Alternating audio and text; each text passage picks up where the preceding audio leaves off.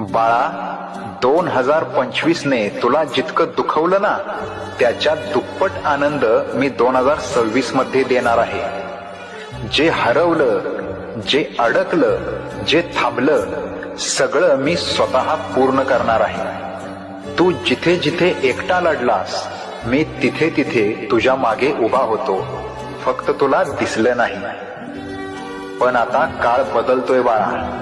2026 तुझं वर्ष असेल. तुझा काळ, तुझं भाग्य, तुझं यश. स्वामींच्या चरणी ठेव सगळं आणि विश्वास ठेव. मी तुला रिकाम्या हाताने नववर्षात पाऊल टाकू देणार नाही.